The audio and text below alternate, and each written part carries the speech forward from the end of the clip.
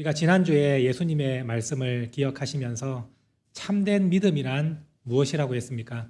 그 참된 믿음은 하나님만 신뢰하고 하나님만 의지하는 것이 참된 믿음이다, 이렇게 말씀을 드렸고, 그 믿음을 가진 사람만이 어떠한 상황 가운데에서도 진정으로 순종할 수 있는 하나님의 자녀가 될 수 있다, 이렇게 말씀을 드렸습니다. 그래서 참된 믿음을 가진 그 믿음이 겨자씨 한 알만큼만 있어도 이 땅 가운데에서 불가능이 없을 것이라는 그 예수님의 말씀을 기억하시면서 참된 믿음을 가진 자, 그 사람을 주님께서 붙드시고 항상 지키시며 도와주신다는 사실을 믿음으로 고백하는 성도들 될 수 있기를 바랍니다. 예수님께서 이 말씀을 주시고 이제 갈릴리에서 제자들에게 다시 한번 말씀을 주십니다. 어떠한 말씀을 하셨습니까? 22절에서 23절 말씀을 보시면 인자가 장차 사람들의 손에 넘겨져 죽임을 당하고 제3일에 살아나리라 라는 말씀을 제자들에게 다시 한번 말씀을 주십니다. 우리가 잘 알다시피 마태복음 16장 21절 말씀에서 예수님은 이 똑같은 말씀을 제자들에게 첫 번째로 하셨습니다. 내가 고난을 당하고 죽임을 당하고 제3일에 다시 살아나야 할 것을 예수님은 제자들에게 처음으로 말씀을 주셨습니다. 그리고 이어서 오늘 이 말씀에서 갈릴리에서 예수님은 다시 한번 제자들에게 반복하십니다. 내가 죽임을 당하고 다시 살아나게 될 것이다. 이 말씀을 두 번째로 제자들에게 하셨습니다. 반복을 하셨다는 것은 이 말씀이 그만큼 중요하다는 의미일 것입니다. 예수님은 우리를 위해서 죽임을 당하시고 또한 우리를 다시 살리기 위해서 먼저 부활하실 것을 말씀하셨습니다. 이 일을 위해서 예수님은 하늘 보좌를 버리시고 이 땅 가운데 오셨고 사람의 몸으로 오셔서 고난을 당하시고 죽임을 당하시고 그리고 부활을 하셨습니다. 우리의 모든 죄를 대신하셔서 그 십자가에서 피 흘려 죽으심으로 우리는 더 이상 죄인이 아니라 의인으로 덮임을 입게 되었고, 그 의인만이 마지막 날에 영광스럽게 하나님 나라에 들어갈 수 있는데 우리 예수님의 그 십자가 은혜로 이 일이 가능하게 된 것입니다.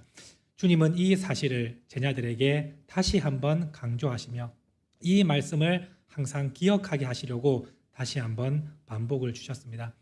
근데 중요한 것은 이 말씀을 잘 살펴보시면 첫 번째 하셨던 예수님의 말씀과 좀 다른 점이 하나가 있습니다. 새롭게 추가된 말씀이 있는데 그 말씀은 22절 말씀에 인자가 장차 사람들의 손에 넘겨지게 될 것이다 라는 말씀을 하셨습니다. 여기서 넘겨지다 라는 단어의 의미를 우리 한번 깊이 생각해 볼 수 있기를 원합니다. 이 넘겨지다 라는 단어는 두 가지의 뜻을 품고 있습니다. 첫 번째는 그 소유권이 완전히 넘어갔다는 의미가 되는 것입니다. 예수님께서 고난을 당하시고 십자가에 달려 죽으시는 그 사건은 하나님의 모든 계획과 섭리 안에서 일어난다는 것을 보여주시는 것입니다. 하나님께서 그 예수님의 그 생명을 사람들에게 그 소유권을 완전히 넘겨주셨기 때문에 그 일들이 일어나게 된 것입니다. 예수님이 뭔가 실수가 있어서 예수님이 나약해서 고난을 당하고 죽으시는 것이 아니라 하나님의 철저한 계획 속에서 그 예수님을 사람들에게 그 넘겨주신 사건이 바로 십자가의 사건 아니겠습니까? 하나님은 우리를 구원하시기 위해서 이미 오래전부터 이 구원 계획을 준비하고 계셨습니다. 자기의 가장 사랑하는 아들 그 예수 그리스도를 사람들의 손에 넘겨주셔서 우리를 위해서 십자가에 달려 죽게 하시는 그 사건, 그것을 하나님은 이미 계획하셨고 그리고 지금 그것을 이루시겠다는 것을 예수님은 넘겨주신다는 표현으로 가르쳐주고 계시는 것입니다. 두 번째로 이 넘겨주다라는 단어는 배신하다라는 의미도 포함을 하고 있습니다.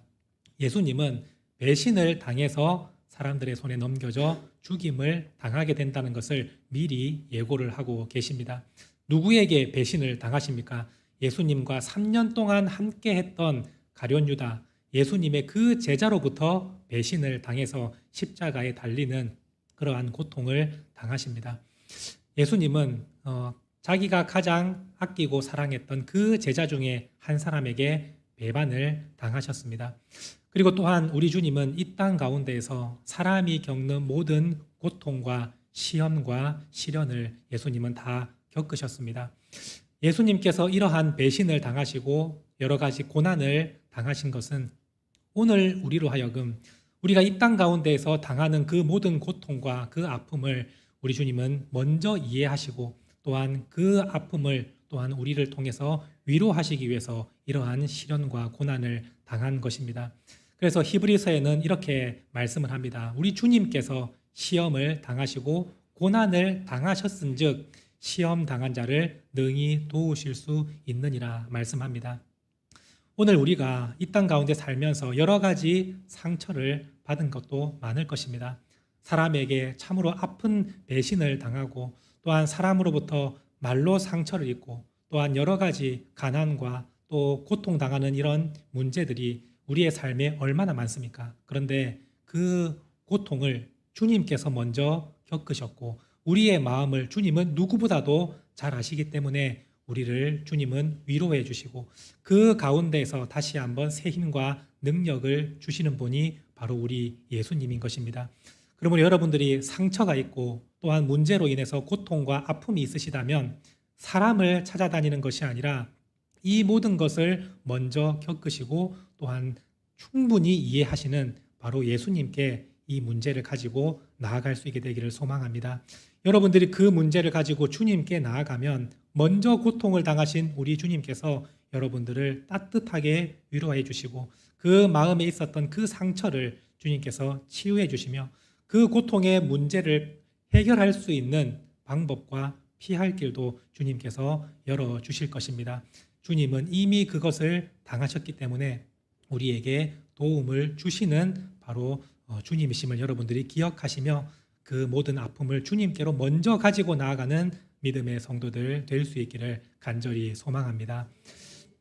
예수님께서 이 말씀을 하시자 제자들의 반응이 어떠했다고 성경은 말씀하고 있습니까?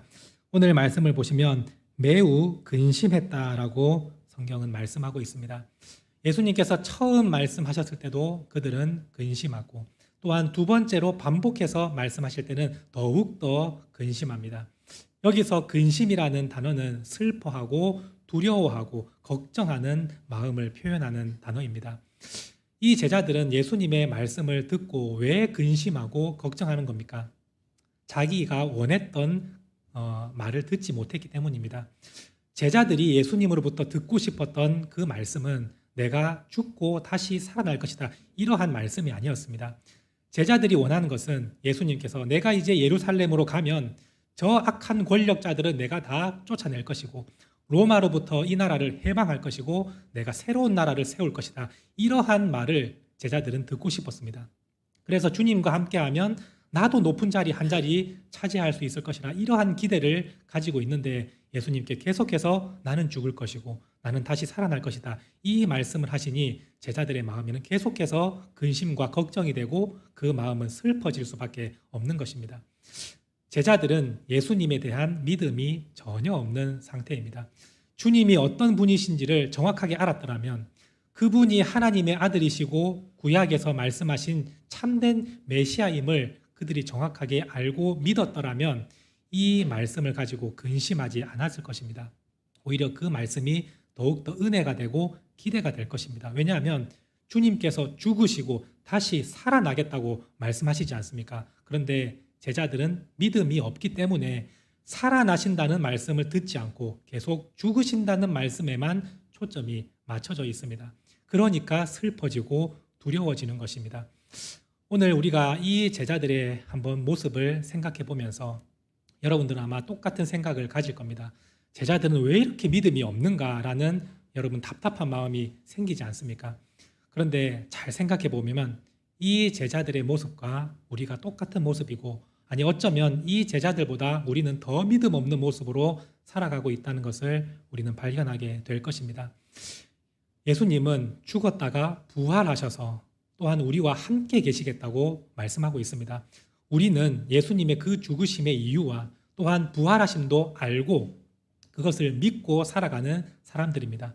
그 주님께서 우리에게 권능을 주시고 언제나 함께 하시겠다 말씀하시고 어려운 가운데에도 내가 너를 지켜주겠다고 말씀하시는데 여러분들은 진짜 믿음으로 살아가고 있습니까? 우리가 이렇게 말은 하면서도 우리가 어려운 문제를 당하면 우리도 모르게 근심하고 걱정하고 슬퍼지는 마음이 생깁니다. 마치 큰 문제를 만나면 내 인생은 이제 끝난 것처럼 여러분 생각하지 않습니까? 한번 잘 생각해 보십시오. 제자들이 들었던 예수님의 죽으심과 부활의 말을 믿기가 쉽습니까? 아니면 내가 너를 함께하고 너를 지켜주겠다라는 그 말씀을 믿기가 쉽습니까? 우리는 훨씬 더 믿기 쉬운 말씀을 듣고 있음에도 여전히 우리는 믿음 없는 모습으로 살아가고 있습니다. 그것을 생각해 볼 때에 이만큼 우리의 모습이 제자들처럼 참 한심한 모습이다라는 것을 생각하시고 이제는 여러분들이 참된 믿음으로 바로 설 수 있게 되기를 소망합니다. 주님의 그 죽으심과 주님의 그 부활하심을 우리는 온전히 믿고 있지 않습니까? 나의 생명을 살리시기 위해서 주님께서 죽어주시고 또한 나를 이제 부활하시기 위해서 주님이 먼저 다시 살아나셨는데 그 주님께서 나에게 능력과 힘을 주시고 지금도 함께 계신다고 말씀하시는데 여러분들 자꾸만 문제 가운데서 넘어지는 모습을 보이고 있다면 오늘 이 예배를 통해서 이제는 확신을 가지고 그 능력의 주님이 지금 나와 함께 하시고 나를 반드시 지켜주신다는 그 믿음의 확신을 가지고 살아가는 우리 성도들 될 수 있기를 소망합니다.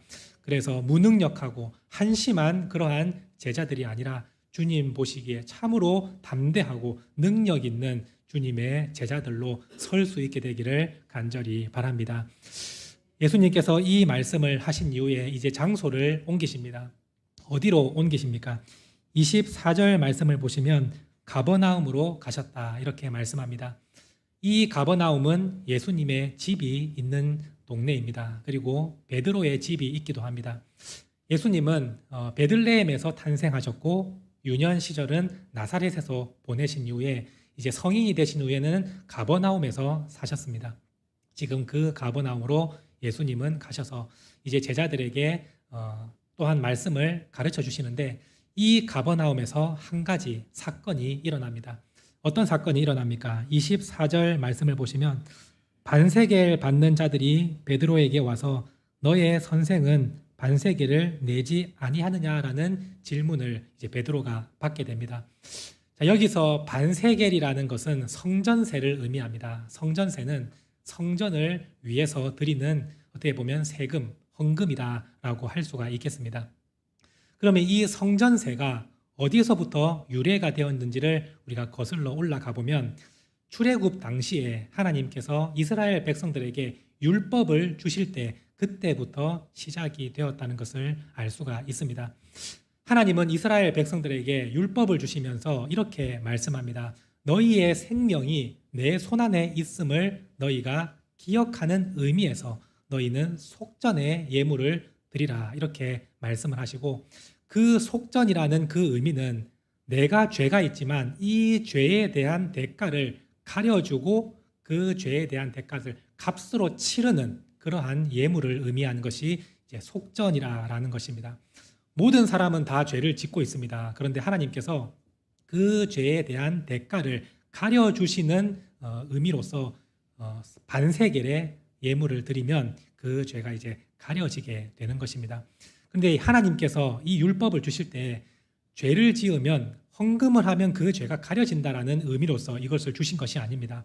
너희가 예물을 드리면서 죄에 대한 대가를 반드시 치러야 되고 그 죄에 대해서 덮어주는 은혜가 있어야 된다는 것을 너희는 기억해야 된다라는 의미로서 하나님은 이 반세겔을 드리라 이렇게 말씀을 하신 것입니다.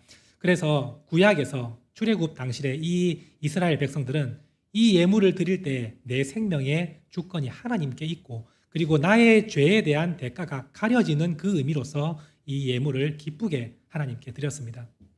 근데 구약 시대에는 이 예물은 1년에 한 번씩 드리는 예물이 아니라 인구를 조사할 때 그때만 이 속전의 예물이 드려지게 됩니다. 그런데 바벨론 포로 이후에 이스라엘 백성들이 자발적으로 이것을 1년에 한 번 드리기로 결단을 합니다. 느헤미야 시대 때부터 우리가 1년에 한 번씩 이 속전의 예물을 하나님께 드리겠습니다라는 결단을 하게 되었고 예수님 시대까지 그것이 이어져서 그것이 이제 속전에서 성전세로 이제 이름이 바뀌게 된 것입니다. 그래서 성전세, 성전을 관리하고 유지하는 비용으로 사용되고 있지만 그 원래 의미는 속전에 있습니다. 내 죄가 가려지고 덮어지며 내 생명이 하나님의 손에 있다라는 의미에서 이 성전세를 드리기 때문에 1년에 한 번씩 모든 유대인들이 이 성전세를 드립니다. 그런데 억지로 드리는 것이 아니라 기쁨으로 자발적으로 이 성전세를 드립니다. 자, 이 성전세는 반세겔이라고 되어 있습니다. 이 반세겔의 오늘 현재의 가치로 살펴보면 약 20만 원 정도 되는 금액입니다. 1년에 한 사람당 20만 원을 하나님께 이제 드리는 것입니다. 근데 지금 예수님은 아직 이 반세겔을 내지 않은 상태이셔서 그것을 거두는 사람이 와서 묻는 겁니다. 왜 당신의 선생님은 이것을 아직 내지 않았느냐라고 했을 때 베드로가 낸다라고 자신 있게 얘기를 합니다. 그리고 예수님께서는 그 상황에 대해서 베드로에게 다시 한번 자세하게 설명을 하십니다. 자, 성전세는 속전의 의미를 가지고 있다고 말씀을 드렸습니다. 자, 그러면 생각해 보십시오. 예수님이 성전세를 내셔야 되는 분입니까? 내 생명이 하나님께 달려 있습니다라는 고백이 예수님과 어울리는 말입니까? 예수님이 곧 하나님이신데 이 성전세는 예수님과 어울리지 않는 것입니다. 또한 예수님은 육신을 입고 이 땅에 오셨지만 죄는 없으신 분이십니다. 그런데 그 죄에 대한 대가를 가려지는 그 성전세를 예수님이 낼 의무가 있으십니까? 만약에 성전을 위해서 낸다고 한다 하더라도 성전의 주인은 예수님이지 않습니까? 주인이 어찌 그것을 내겠습니까? 그러므로 성전세는 예수님하고 전혀 맞지 않는 세금인 것입니다. 그래서 주님은 말씀합니다. 내가 이것을 내는 것은 옳지 않다라고 하시면서 그러나 사람들에게 이것이 걸림이 될 수 있기 때문에 내가 자발적으로 내겠다. 예수님은 지금 그 말씀을 하고 계시는 것입니다. 자, 27절 말씀을 보시면 우리가 그들이 실족하지 않게 하기 위해서 내가 이 성전세를 내겠다라고 말씀하시는데 여기서 이 실족하게 하는 그 대상을 생각해 본다면 예수님께서 만약에 내가 하나님의 아들이고 내가 이 성전의 주인이니 나는 내지 않겠다라고 한다면 예수님을 지켜보고 있던 주위의 사람들이 생각할 때에 아, 성전세는 내지 않아도 되는가 보다라고 오해할 수 있지 않겠습니까? 그것은 하나님 앞에서는 전혀 올바르지 않는 모습이기 때문에 혹시나 잘못된 생각을 사람들이 가질까봐 나는 자발적으로 성전세를 내겠다라고 말씀하신 것이고 두 번째는 사람들이 생각할 때 예수님이 성전세를 내지 않으면 다른 유대 모든 사람들은 기쁨으로 하나님께 드리는데 예수님이 내지 않는다는 것을 볼 때 야, 예수님은 진짜 잘못된 죄인 아니냐라고 오해를 할 수 있게 될 것입니다.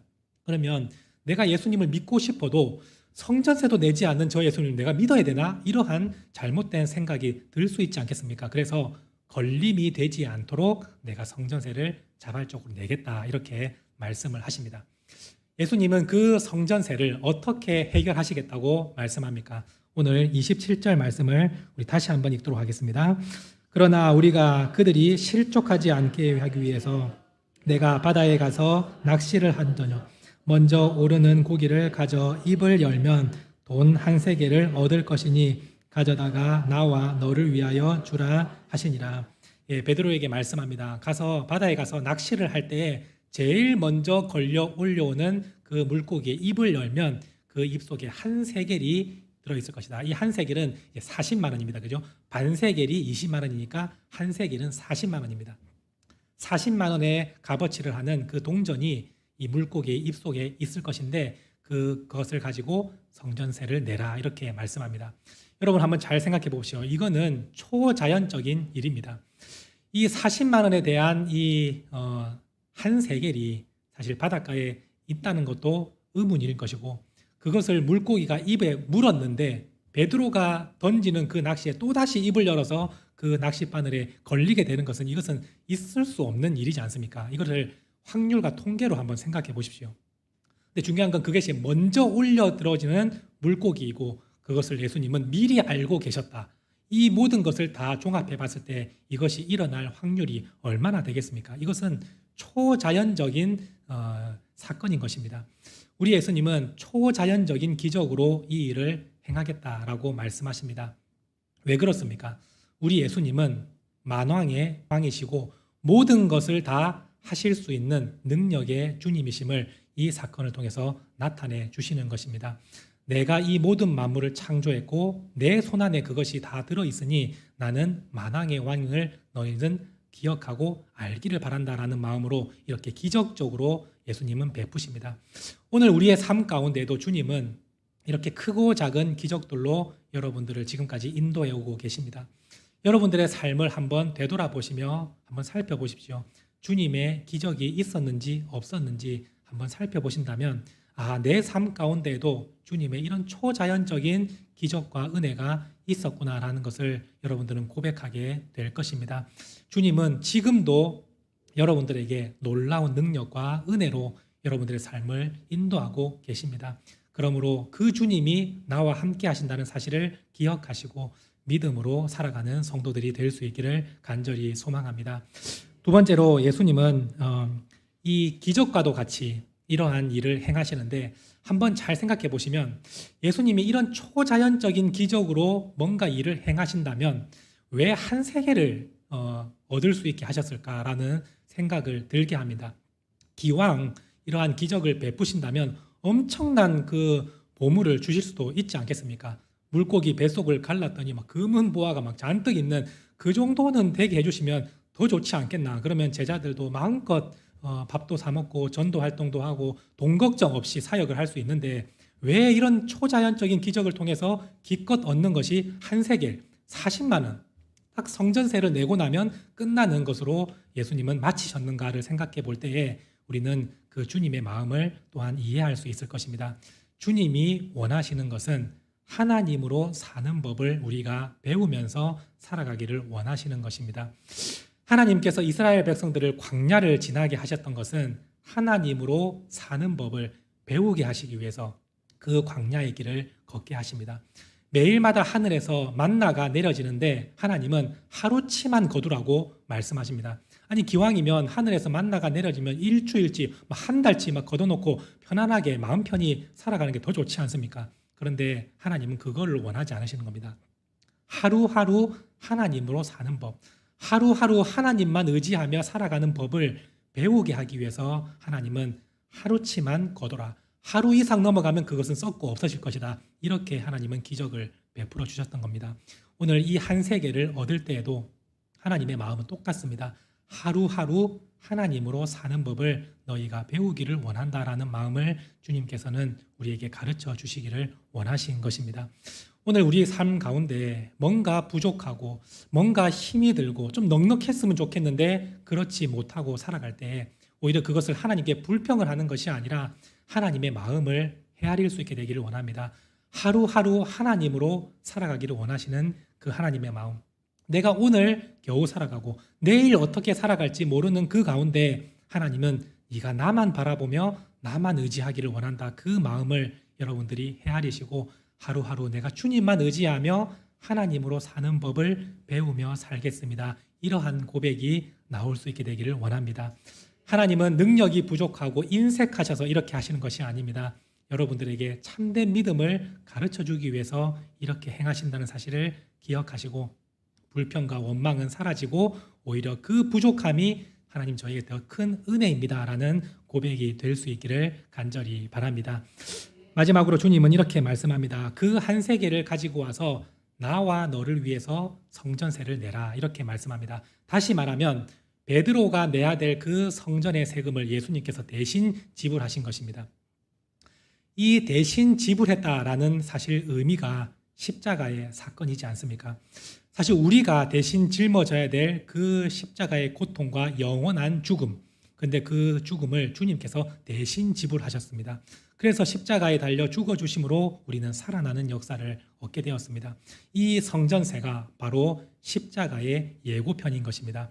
베드로 네가 내야 될 성전세를 내가 대신 지불하겠다라고 말씀하신 것은 바로 내가 너의 죄를 위해서 이 땅에 왔고 너를 구원하기 위해서 십자가에서 내가 다 대신 짊어질 것이다 라는 것을 예수님은 베드로에게 가르쳐 주시는 것입니다.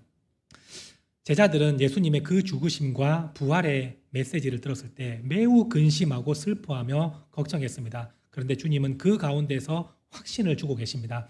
내가 죽는 것은 내가 약해서가 아니라 너희의 죄를 대신 지불하기 위해서 죽는 것이다라는 것을 이 성전세를 통해서 주님은 예고편으로 더 쉽게 보여주고 계시는 것입니다.